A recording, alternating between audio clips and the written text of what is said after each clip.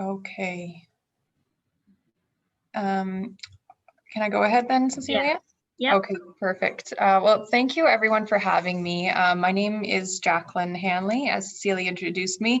I'm actually a clinical nurse specialist and not a nurse practitioner, but pretty close, just not the extended scope of practice that the NP has. But I'm a CNS with our acute pain service here at Sick Kids. And for the next little bit, we'll be talking about pain matters after cardiac surgery. I didn't build any poll questions into this, but if there's anything you want to ask throughout, just throw it into the chat and I'll try to keep an eye on that as we go, although it's a bit hard with the full screen shared screen here, but I'll try to address questions at the end as well. Yeah. And Cecilia, if anything pops up in the chat that you want to jump in with, yes, feel free.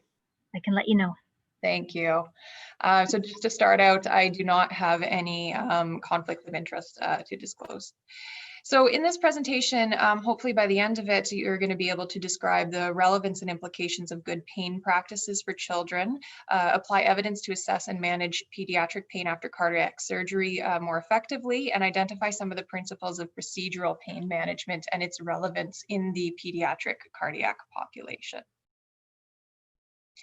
I'm going to start out showing you some Sick Kids data. Now, this is from a number of years ago. It's a study that was published back in 2008, but essentially what happened was there was a hospital-wide audit that was looking into the prevalence of pain here at Sick Kids. Charts were audited to determine if pain was present in the previous 24 hours, and patients and families were also asked if pain had ever occurred at all during admission.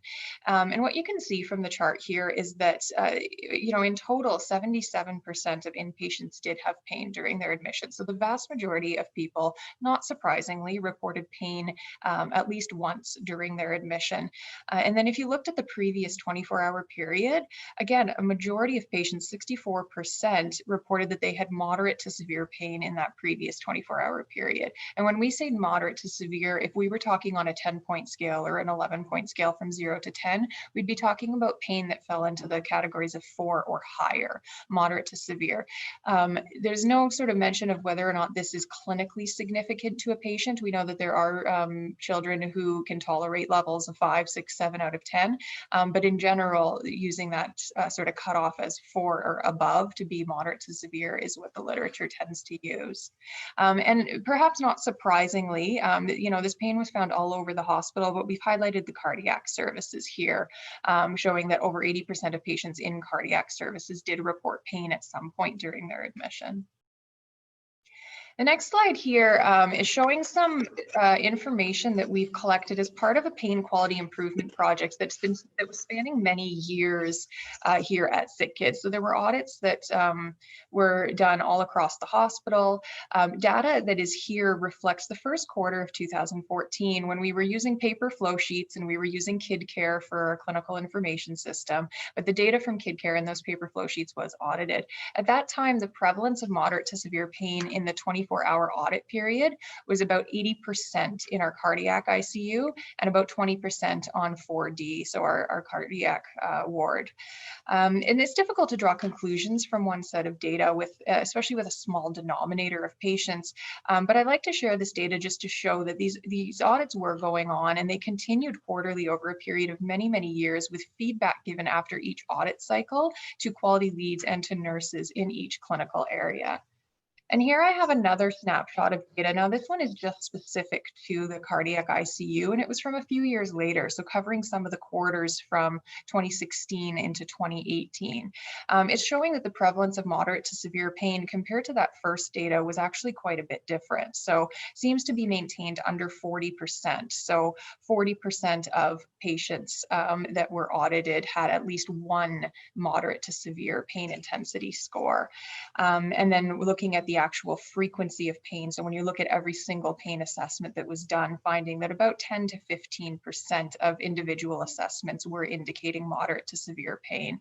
The audit was also looking at certain process outcomes. So how often pain was assessed, whether validated pain tools were used, and the results for pain tool use were actually, perfect or near perfect in all of these quarters, which is phenomenal. So really great process outcome there. And overall, it looks like pain pain was assessed, on an average of 12 plus or minus 4 times on each patient. So very frequent pain assessments, and that was really good. So again, it's difficult to draw conclusions based on any of these individual graphs or sort of data points alone. And unfortunately, at this time, I don't have access to all of the data from across the years, although I can certainly get my hands on that.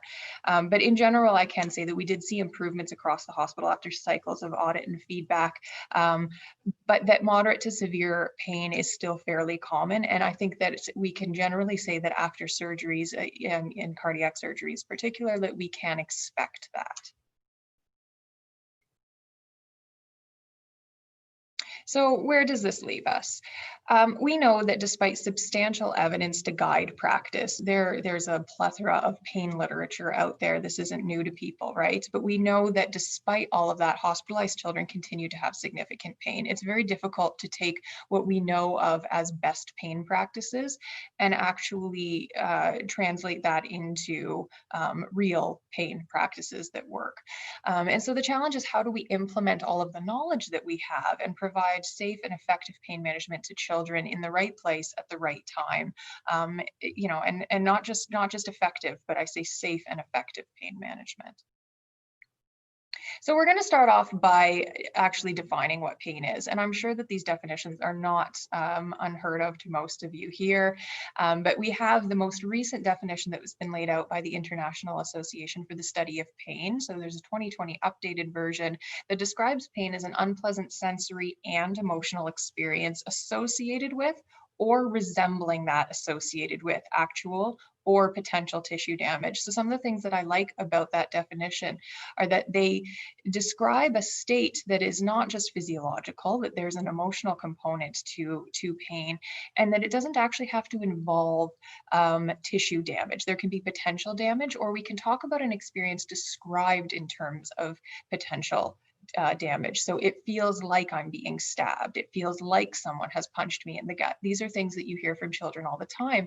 And often when we're talking about more complex pains, especially in children, we do find that there is no actual organic findings, or there's no specific tissue damage. We have children who have had tissue damage after surgery. We've got incisional pain, that sort of thing, but pain that can persist beyond the point of healing. And that's not that unusual, and it still counts as pain when we look at these definitions. Another common definition is that pain is whatever the experiencing person says it is, existing whenever the experiencing person says it does. And so basically both of these highlight that pain is a personal experience, it's a subjective experience, and it's a multifaceted phenomenon. We know that there is no direct pathway from a pain stimulus or some type of noxious stimulus to the perception of pain in the brain and the subsequent response or behaviors that are associated with pain. If it were that simple, you wouldn't need services like acute pain service, and you wouldn't need all this additional information and education about pain in order for us to treat properly. But it's not a direct pathway. There are many, many factors, cognitive, behavioral, child-related, emotional factors that shape that pain experience. So not only do these types of factors modify the pathway from stimulus to brain, but they change the behaviors that are associated with it. So they're working on the way up, sort of those ascending pathways. They're also working on the way down, the descending pathways, and then the behavioral responses. And I like to point this out to people because it's important to realize that even when we're talking about something that may seem as basic as a surgical pain, a post-surgical pain, that there are, especially in pediatrics, a number of factors that are going to shape what types of interventions are going to work for people and what aren't, and why we can give the same dose of medication or the same weight-based dose of medication to two different patients who've gone through the same thing and have very different responses to that.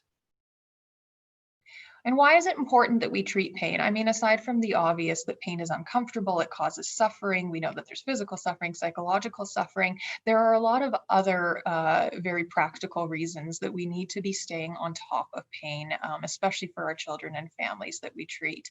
So we know that when pain is present, it increases our risk of post-operative complications. Sorry, that's a typo, that should say DVT, not DCT. Increased risk of infection when people aren't moving around around, they're going to be at higher risk of atelectasis, they're more likely to be constipated, taking lots of pain medications that may not be actually targeting the pain appropriately can lead to constipation as well. Pain is an incredible contributor to longer recovery and longer length of stay. There's some data that suggests that pain is also the #1 cause of unplanned readmissions and emergency room visits post-surgery. Obviously, there's the emotional component of that for our families and patients as well, that pain increases anxiety. And because those centers for pain and emotion are inextricably linked in the brain, when we have pain and there's more anxiety, anxiety can increase pain and pain can increase anxiety. And all of a sudden we have a positive feedback cycle that can quickly spiral out of control. A number of alterations in physiology occur when pain is present, falling into all sorts of the body systems. So respiratory, cardiac, metabolic, immune, gastrointestinal, it can contribute to an altered pain response later in life. And some of those cardiac elements that are important to point out in these populations are obviously variabilities in heart rate and blood pressure, which obviously can be detrimental in patients who are already vulnerable from that cardiac perspective. We know that increased pain, especially in our younger populations, our neonates and our infants who frequently are the recipients of cardiac surgeries, can lead to breath holding, can lead to hypoxia. Obviously, again, detrimental in a patient who already is vulnerable in these physiological areas. Increased pain can also cause decreased compliance with healthcare. So children who are in pain are less likely to cooperate with healthcare. They're less likely to be compliant with the nursing care that's provided. Again, contributing to anxiety, increased length of stay, and poorer outcomes. And lastly, in this category, I have a staff member on our acute pain service that always likes to say that all chronic pain started as acute pain. And for the most part, that's quite true. But we do know that acute pain puts us at higher risk for chronic pain. And depending on what type of data you look at and what type of surgeries you're looking at, we've got ranges anywhere from about 12 up to 80% of an incidence of chronic pain post-surgery. I'm going to dive into the more cardiac specific data on that in a little bit. In terms of why we need to treat pain from the clinician perspective, well, we've all taken oaths or have an ethical responsibility to do no harm, to provide the best possible care that we can. And so failing to address this very important concern in our patients means that we are not meeting that ethical responsibility. We also have hospital policies and accreditation standards that we work towards, and pain, very importantly, is part of those standards. And lastly, I'll just point out that pain is expensive. We've already addressed that it leads to longer recoveries, readmissions, increased length of stay, and the burden, it's not within the scope of this lecture, but the burden of chronic pain on society is very well documented, and pain is expensive. We know that younger children are at higher risk of complications of pain. And there's a lot of data out there to support this fact. And I've sort of just taken a high level clipping of some of it here. But I think this is really relevant when we're talking about our cardiac population, because as you know, how many of our patients that undergo cardiac procedures are, newborns or at least infants and very, very young. And many of them have repeat surgeries. And so we're not just talking about people who are exposed to incredibly painful stimuli once or twice in their life, but sometimes repeated over and over again over the course of their childhood and adolescence. So that we have evidence that shows that neonates that are circumcised without analgesia, when subsequently exposed to painful stimuli, have an increased pain response. We know that within hospitalized patients, that our neonates and infants undergo numerous painful procedures daily. So, I'm citing a study here that looked at just NICU patients. So these may not have been necessarily surgical patients, but surgical and medical NICU patients, looking at 300 of them and finding that on average, each patient was getting over seven painful procedures a day. So we're talking about needle pokes and tube insertions and dressing changes and heel lances and all sorts of different experiences that are exposing their very fragile and developing nervous systems to noxious stimuli over and over again. And when we look specifically at neonates, we know that their sensory nervous systems are very different compared to adults. This shouldn't be news to any of you here, I would imagine, but we know that with our neonates that they have incomplete connections from the spinal cord to the brain, whereas in older patients and in adults, we have descending spinal pathway inhibition that can dampen pain signals. Our neonates do not have that ability. We also know that up until a point of about 30 or 35 weeks gestation, so when we're looking at our patients who are younger than that, our preemies, we know that their nervous systems haven't even developed the ability to distinguish pain and non-painful touch, which means that if you are providing procedures for a patient who falls under this age category, even basic things like touch and nursing cares can cause the body to respond in the same way that a painful stimulus would. And this has lasting implications on the body and on that patient's behavior later on in life. So repeated painful stimuli can contribute to hyperalgesia later in life. We also know that their pain expression, so not just the pain pathways, there's that neuroplasticity component, but also that their pain expression, their behaviors changes. There's data from rats that shows that newborn rats who have had hind paw incisions, so a painful experience, that later in life when exposed to another painful stimulus had an increased severity of pain and an increased duration of pain. We know that in human studies, so in premature infants, those who received multiple painful procedures as premature infants, when they're exposed to subsequent painful stimuli, they can often show a dampening of their behavioral response, which can be sort of labeled as a pain insensitivity. But then there's evidence that shows heightened, although there are some that show in the other way, but there's evidence of variable stress responses. So when we're actually looking at a cortisol stress response in the body, that's variable in these infants. And so you may see that their behaviors are dampened, but their body is responding as if this is an even more heightened stress state than if they had never had those early life painful experiences. Now, interestingly, in full-term infants, we actually see increased pain sensitivity, so an increased behavioral response later in life. So as I mentioned, just sort of a high-level overview of the fact that early life pain experiences are going to shape later life experiences. All the more reason pointing towards why it's important in this population to really, really get on top of pain, preventing pain when we know that pain is likely going to occur. And I mentioned before this idea that acute pain can progress into chronic pain. Just some stats on chronic post-surgical pain here. You know, that this is pain that we would define as persisting more than about 2 months after surgery or beyond the expected point of healing. Some people don't like to assign specific time frames to it, but when you've ruled out other causes and pain is persisting, this is where we would call it chronic post-surgical pain. The incidence in pediatrics varies highly depending on surgeries, and to be honest, there should probably be a little bit more exploration into this in pediatrics. Most of our data, as with most things, I suppose, comes from adults. But you know, post-scoliosis surgeries, we've got an incidence of about 22% chronic post-surgical pain. Wide variability in the reports for post-amputation pain, but sometimes up to some studies citing up to 92% of patients post-amputation. And then looking at cardiac surgery, we're going to dive into this one in a slide coming up, but you know, 20% of patients in one study reporting that they were experiencing pain years after their surgery.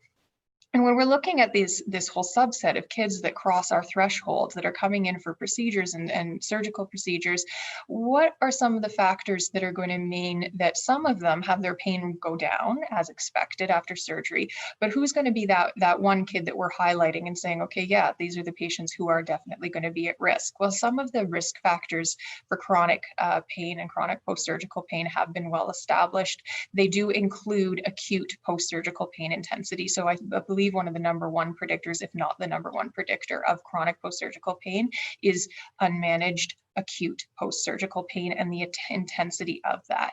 So when our numerical rating scale for pain is greater or equal to 3 out of 10, we find that there's a 3 times risk of moderate to severe chronic post-surgical pain at 6 months and 2 times the risk at 1 year. So again, justifying why it's so important for us to get on top of this.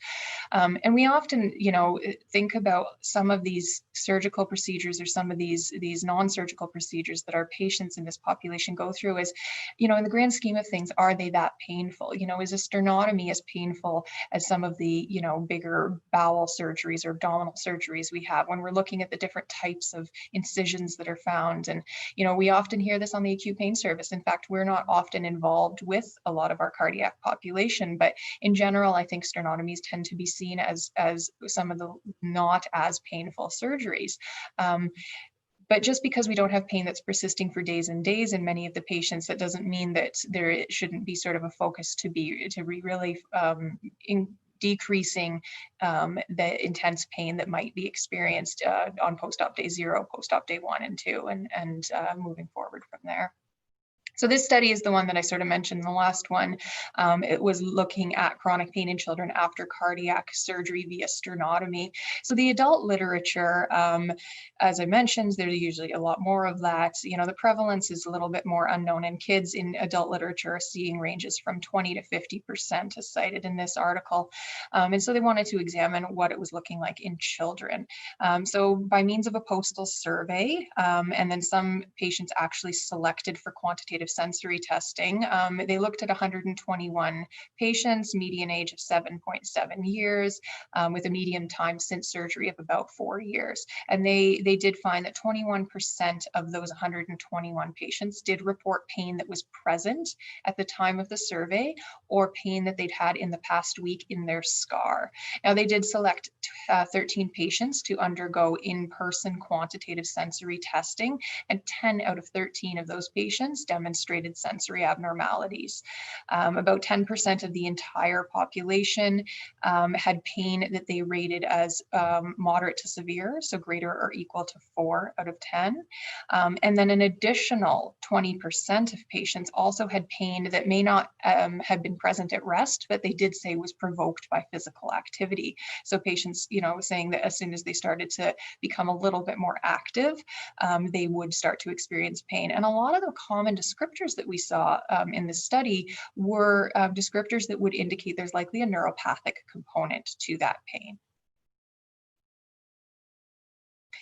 In general, we've come a long way with pain management over the decades. There used to be a time where pain wasn't even recognized as occurring in neonates. And, you know, I have colleagues on the acute pain service with me that talk about times where, you know, you would go into, you know, the NICU, or you would go into some of our patient rooms with the younger kids, and people would say, you know, it's a quick procedure, it's a quick, you know, quick poke, it's a quick whatever, you know, and the patients don't really mind, they're going to get over it, this isn't that big a deal.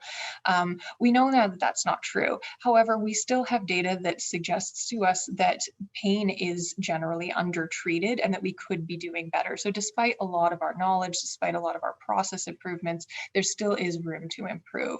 We know that in hospitalized children, that pain is common, we've established that, but it's also often under-recognized.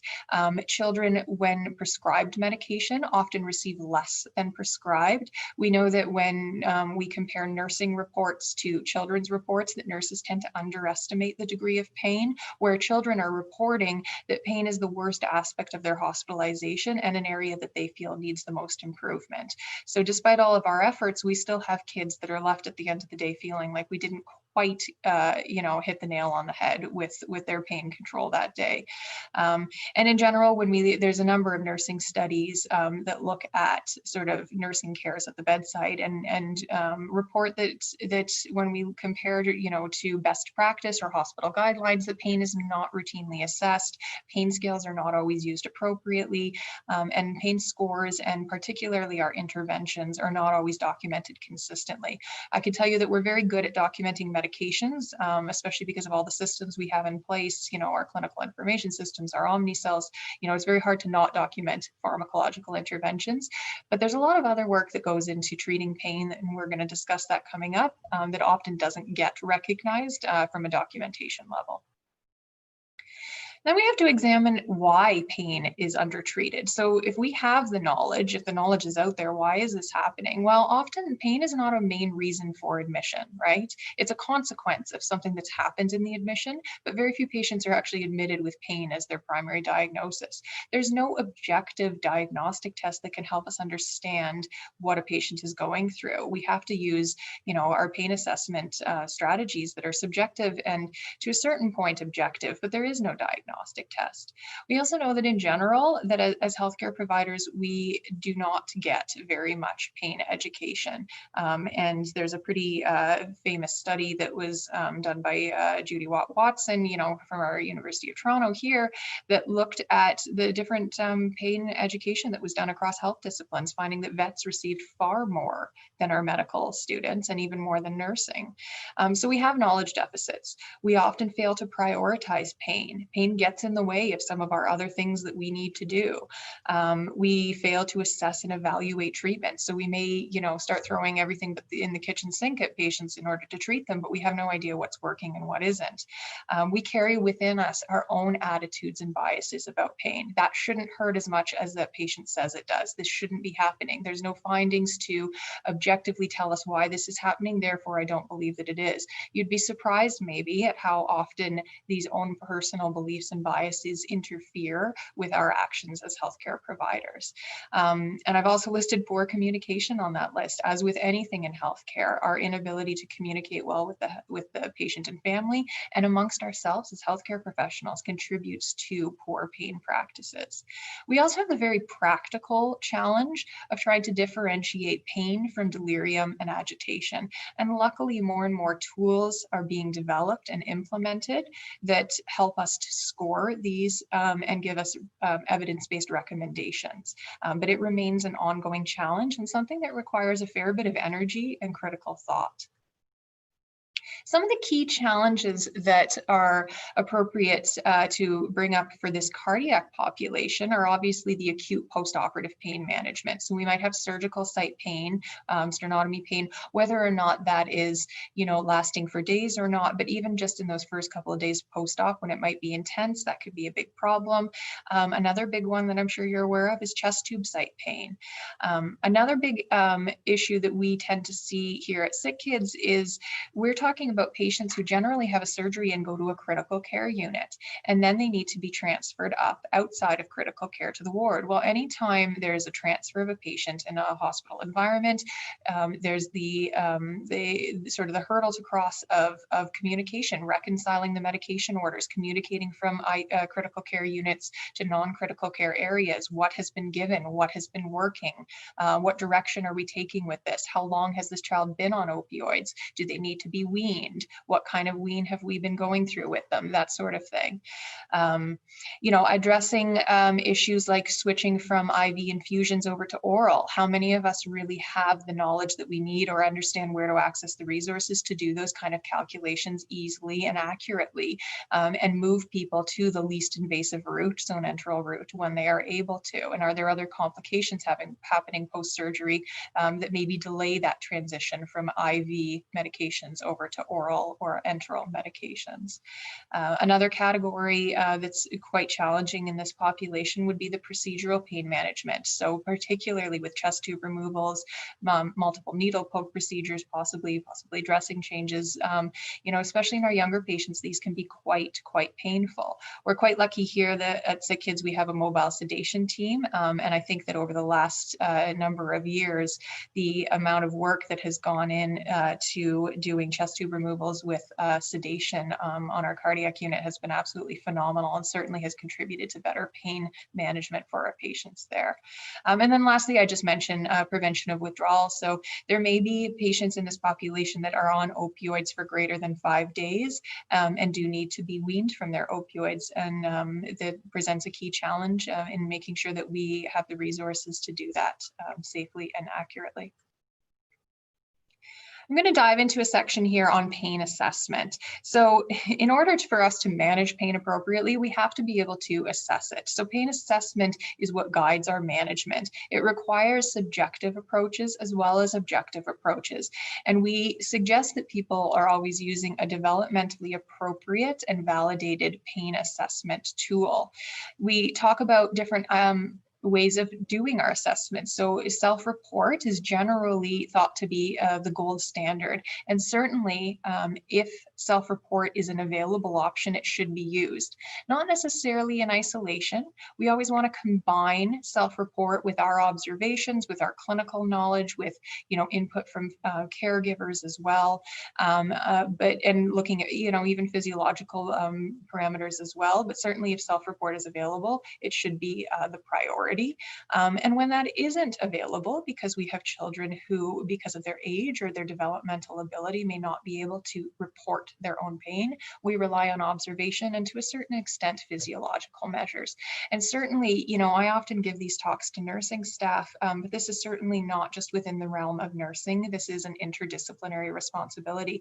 When we have, our physician colleagues rounding on patients, when we have our physiotherapists working with kids, even child life specialists, they are able to also be engaged in this observation of pain behaviors and doing thorough pain assessments. The algorithm on the right side of the screen here is pasted from our Sick Kids based clinical practice guideline on pain assessment that highlights when pain should be assessed, what types of tools we use, asking the important question of, is the pain relief goal met?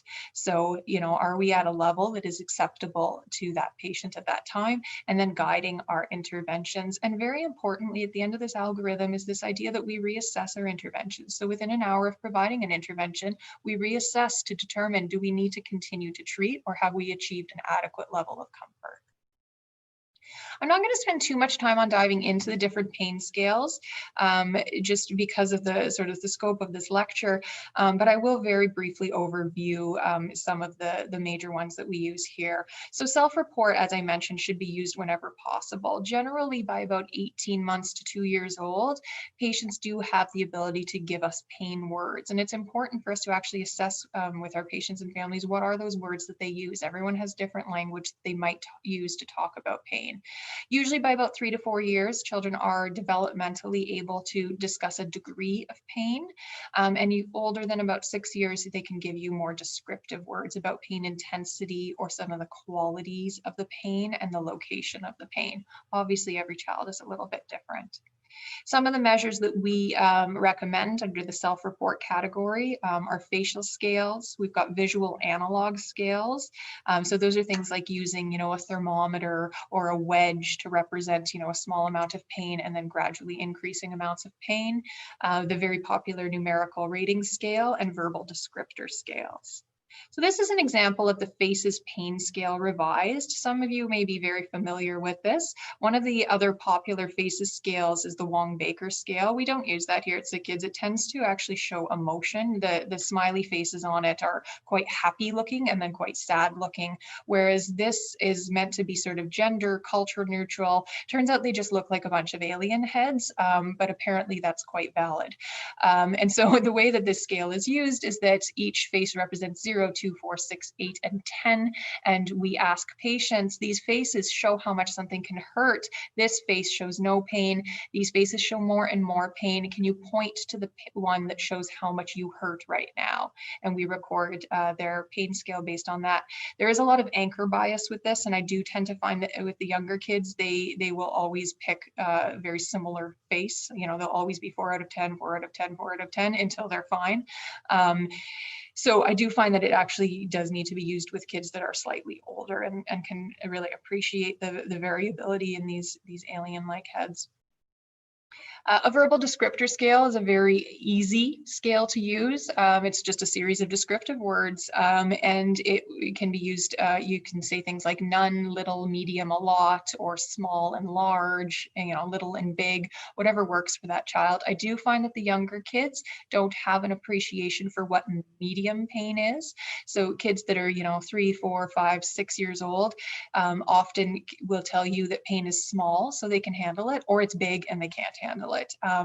Older children, maybe getting up to about 5, 6, but older than that, usually can appreciate what a medium level of pain might be. So you just find a system that works for your child and use that consistently.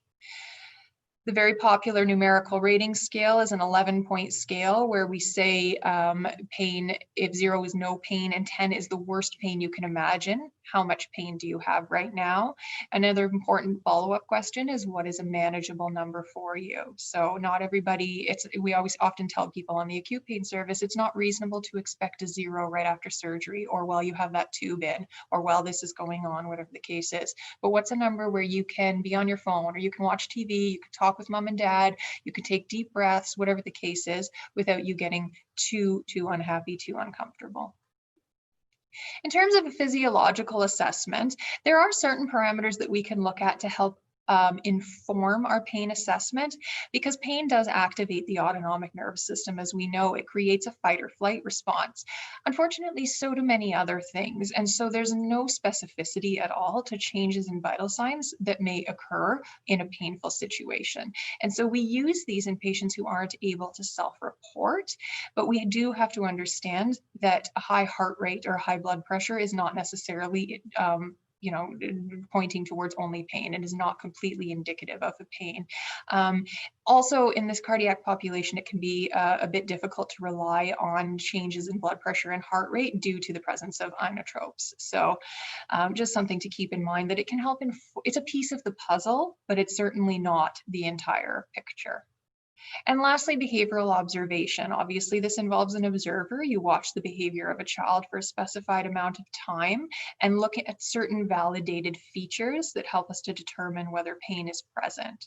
So two of the more common ones that we use here are the premature infant pain profile revised for preterm infants that are greater or equal to 28 weeks gestational age and can be used in newborns up to 2 months, and the FLAC revised, which is infants and children about 2 months and older, and all cognitively impaired patients.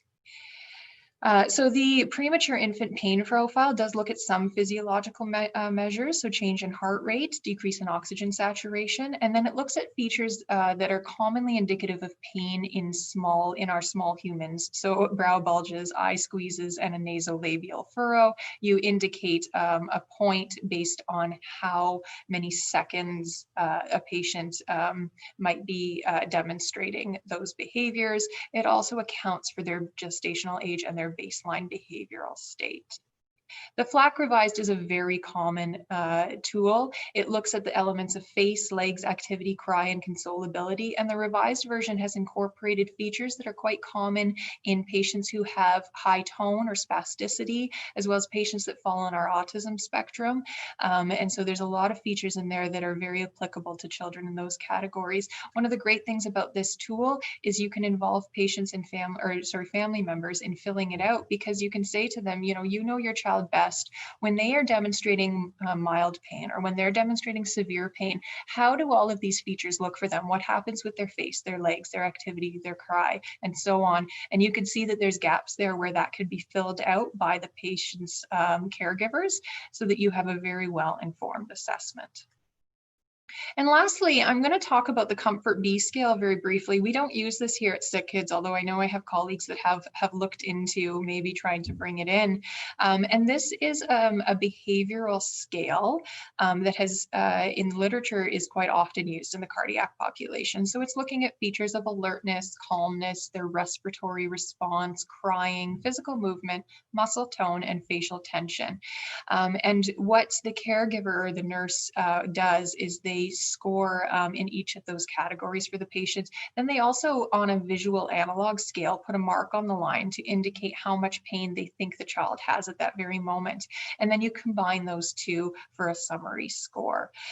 In the development of this scale, they were able to find that by whether they had heart rate or blood pressure, so those physiological measures involved, it didn't actually impact the score. So they were able to take those out without it decreasing the validity of this scale, which is quite interesting and again, very relevant in populations where they might be receiving a number of medications or have medical or surgical situations that would be confounding that by impacting their heart rate and their blood pressure.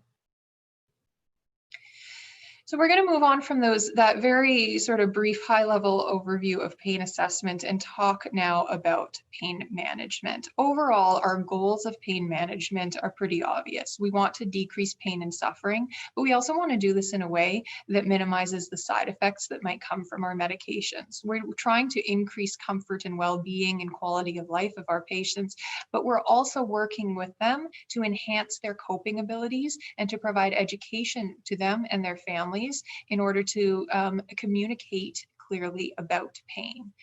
We know, as mentioned, that our management is guided by our assessment process, and we've pointed out that it requires a multidisciplinary approach and definitely a multimodal approach. We're going to dive into that in more detail. A pain management plan needs to be developmentally appropriate and specific to the child, the procedure, and the clinical setting in order for it to be safe and effective. There is no one-size-fits-all approach, for sure. And lastly, any pain management plan should include instructions for how patients and their families can maintain that plan at home if need be. In general, here we like to follow the 3 Ps of pain management. Many of you are probably familiar with this concept, but we do not just address pain with pharmacological measures. We also use physical and psychological. And I like to explain this to people as if each of these are 3 legs of a 3-legged stool. So if you cut one of those legs off of the stool is not going to stand up. We need all 3 in order to have a nice stable foundation.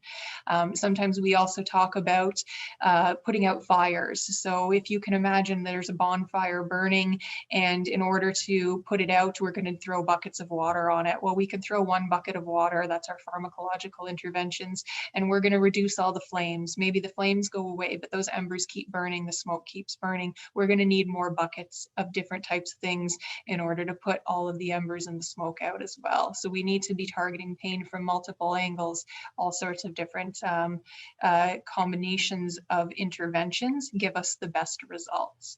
And I generally find that if you present the pharmacological as the be-all and end-all, and then use the other 2 when the pharmacological isn't working, people don't buy into it. So when you tell people, you know, I'm sorry, you're all out of medications, but have you considered using bubbles today? They're not really going to buy into it. But when we approach pain management by saying that, you know, there's a lot of different ways for us to target pain, and we're going to be working at it from all these different angles, I can bring you medications or I can prescribe you medications, but there's a lot of things that you can do to help yourself control this pain. And I'm going to talk you through some of those, and we're going to work on those together. So it's a team approach. You, me, the rest of the healthcare team, we all work together on this. In terms of pharmacological management, we generally follow the World Health Organization guidelines for pain management, which means by the ladder, by the clock, by the route, and by the child. By the ladder means that when we have mild pain, we tend to use non-opioids. And then when pain becomes moderate to severe, we add opioids. We don't replace our other medications with opioids, we add opioids on. And all throughout, whether it's mild, moderate, or severe pain, we're using adjuvants. So if we need to add things for neuropathic pain, muscle spasms, bladder spasms, those can be added at any point along the way. So we often hear of people saying, well, this is severe pain, why is this patient on Tylenol? Well, just because we're adding morphine doesn't mean that we stop using things like an NSAID or Tylenol. By the clock means that when pain is expected, we treat it. So we try to prevent pain when possible, and we treat it when it is present. Relying on PRN doses when pain is expected or is continuous usually results in inadequate analgesia for the patient. Usually we result in patients having very vast fluctuations in their pain. And so what happens is we're waiting until they're in the moderate to severe range before we administer something. When you have a patient, a post-surgical patient specifically, that is expected to have pain, we recommend scheduled or around the clock or continuous analgesics, because they provide more consistent relief and you allow the body to achieve a steady state of that drug, so that they're not having peaks and valleys of the drug level in the body.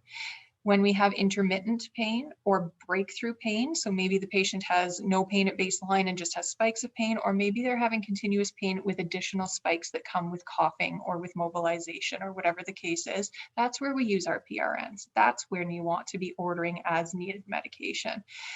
In general, breakthrough doses are typically about 10 to 15% of the total 24-hour opioid requirement. We have guidelines here in our e-formulary if you're within sick kids that suggest what to do when a patient is on a continuous infusion of opioids. Generally, we recommend that PRN IV breakthroughs represent 1 to 2 hours worth of the infusion. That being said, in critical care areas, you can certainly go quite a bit higher than that because they're monitored a lot more closely. But in general on the wards, let's say you were on an infusion of 20 mics per kilo per hour of morphine, we might recommend a bolus dose of 20 to 40 micrograms per kilo, so 1 to 2 hours worth of that infusion every 2 hours as needed. And then obviously if you're giving a lot of those PRNs, you start titrating up the infusion by calculating how much have I given with boluses, let's roll that into the infusion. By the route means that we're using the least invasive and most convenient route for the child. There's a very big myth out there that IV medication is necessary for severe pain and that oral medication is for mild pain.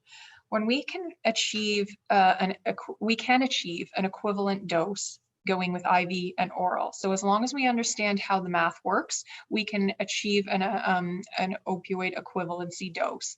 And so it's not so much the route or the route of medication does not depend on the severity of pain. The route depends on what is the child able to tolerate. So we avoid IM because that causes pain. We don't do that in children. And we use IV if there is no enteral route available, or if the patient's vomiting, or if they're NPO for whatever other reason, if they are intubated, if they are sedated, obviously we're going to be relying on intravenous opioids. But as soon as that patient is tolerating their clears or they're tolerating feeds or whatever the case is, we can move them over to orals.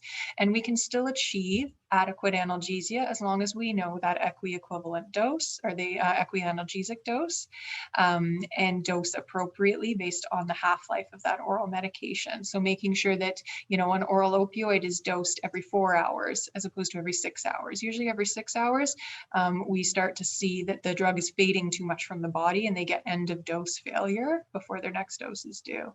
You also have to consider what's the most appropriate formulation for your patient based on the medication. Do they want liquids or tablets? Is there a suspension available? If you're using long-acting opioids for more longer-term pain, can the medication be crushed or not?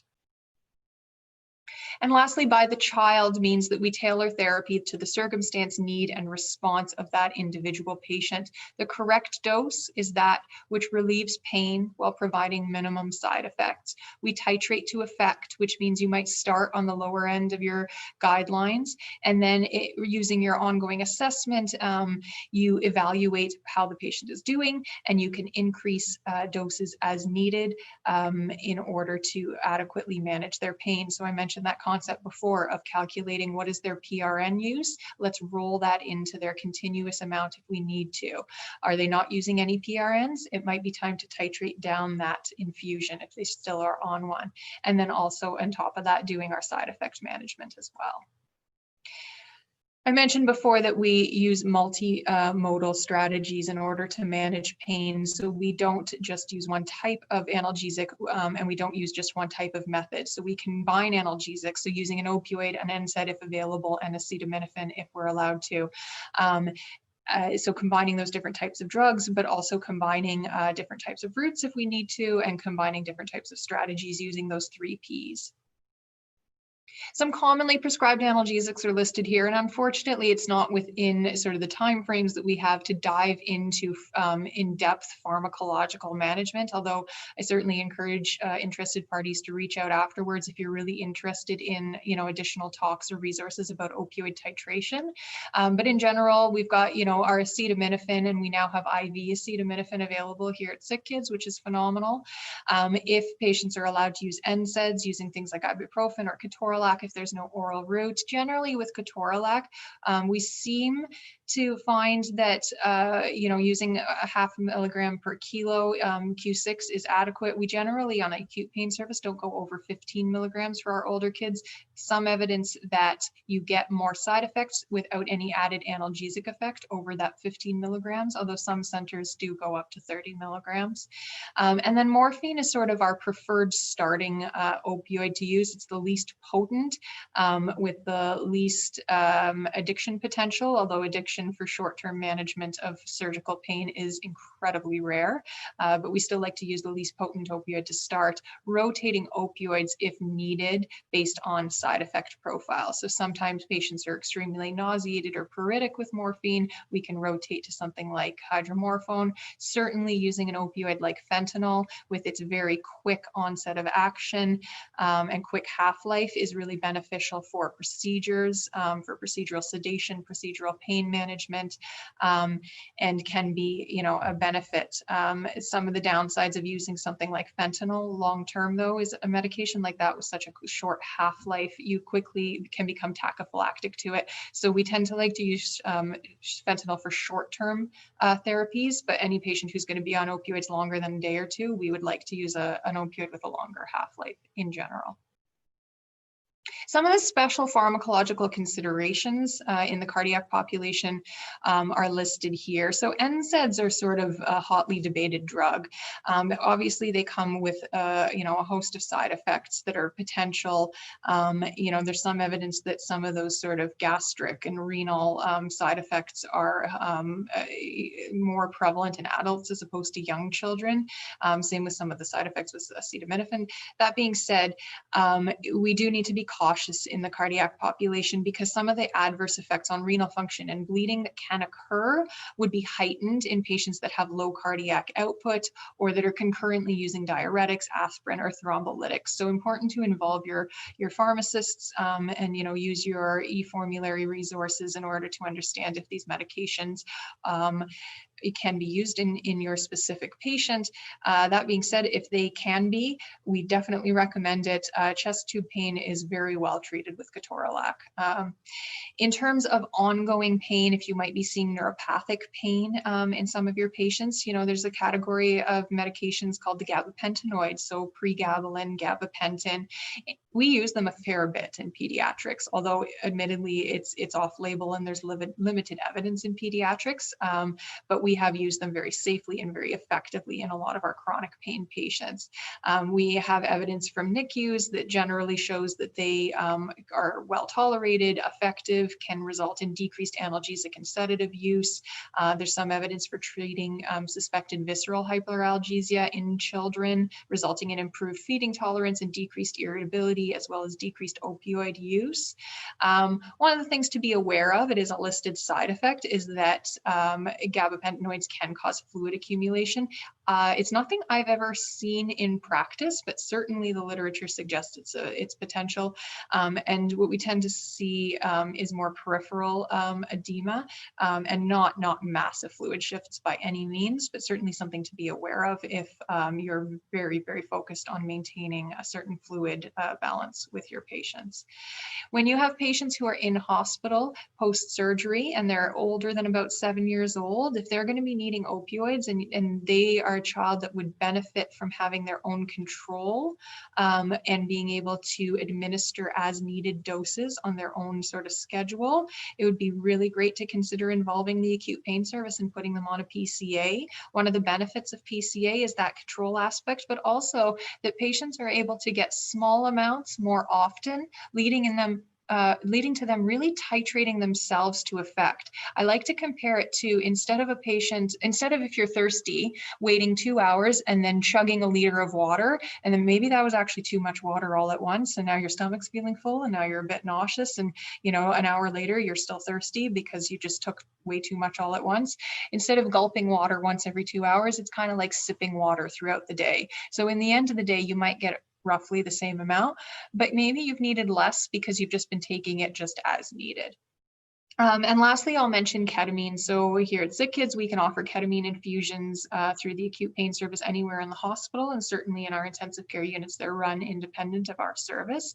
But ketamine itself as a drug provides analgesia, sedation, and amnesia, but it maintains airway reflexes and cardiovascular stability. Now, we run it on the wards and in ICUs at low doses of 1 to 4 micrograms per kilo per minute, where it provides analgesia without any of the other effects. So no sedation, no respiratory effects, no analgesia, no amnesia, definitely analgesia.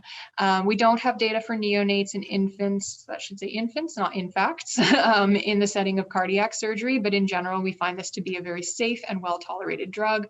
Most common side effect would be hallucinations, and usually very limited, and they don't last, they don't persist once the drug is stopped. And lastly, I will talk here about the role for regional analgesia. So this isn't something that's very commonly used, but certainly there is mounting evidence, and the literature about it, is mainly focused in the last couple of years. So I've got a study here that talks about comparing regional analgesia to general anesthesia, plus systemic analgesia in cardiac surgery in children. So this was a systematic review and meta-analysis of RCTs. They looked at neuraxial techniques like epidurals, peripheral nerve blocks, wound infiltration, looked at postoperative pain, nausea, vomiting, resource utilization, length of stay, time that patients were intubated, mortality, and complications. And they ended up looking at 14 RCTs, showing that these regional techniques did reduce postoperative pain, didn't find any differences for the other outcomes. And in general, the standard mean difference, it was negative 0.81. Not sure if that's clinically significant, although certainly it was statistically significant. And in general, these RCTs had low quality evidence. So promising results, but certainly suggesting that more studies are needed. Jacqueline, we just have probably a few more minutes. I don't know if you want to just focus on some of the slides, or alternatively, we can stop here and record the rest separately. I think I can just focus on a couple more of the slides here, because some of them don't really need to be discussed. I think in your own time, everyone, you can read through our list of physical pain therapies that are here, as well as psychological pain management strategies. I don't think these need a lot of discussion on my part. I have highlighted a study here that you can explore in your own time that talks about the therapeutic effects of music, specifically in the cardiac population. And I just like to draw attention to the fact that with psychological strategies, it's not just about distracting a patient. They really are about changing the perception of control and promoting active participation in assessment and in pain management. And even just strategies as simple as writing down a pain plan on a whiteboard and making sure you're communicating with families can do a lot to calm patients and improve their pain. We've got a really great resource listed here, a website that talks about different apps that are often used for pain management. And lastly, I was just going to address some procedural pain management principles and draw your attention to our Comfort Promise bundle that we use here at Sick Kids, that when we talk about needle pokes or procedural pain, we offer numbing, sucrose or breastfeeding if it's appropriate, comfort positioning, and distraction techniques. So this is all just in summary here. Basically, this idea that pain is common, undertreated, and it's bad for you. There's a lot of side effects from bad pain management. And so we want to prevent it when possible, be proactive when it's present, and use multimodal strategies when possible. And that is it. That is a very comprehensive session on pain management. You're truly an expert in this area. I know we have Jacqueline come and teach our nurses all the time in orientation. I just will say, you can always get my contact info from Cecilia if there's any follow-up questions to any of the content here. I apologize for going a bit over time on you guys here, but I'm always happy to have people reach out separately for any follow-up. So, and thank you for having me. Yeah, that's great. Thank you so much, Jacqueline. All right, bye-bye. Bye. Okay, so our next speaker, if we can just sort of take, I know it's a bit short today, 20 minutes. And then our next speaker, Karen Wong, will talk to us about sedation in our critically ill patients and how we wean that sedation. All right, so I'll start that at 10:02. Does anyone have any questions at this point?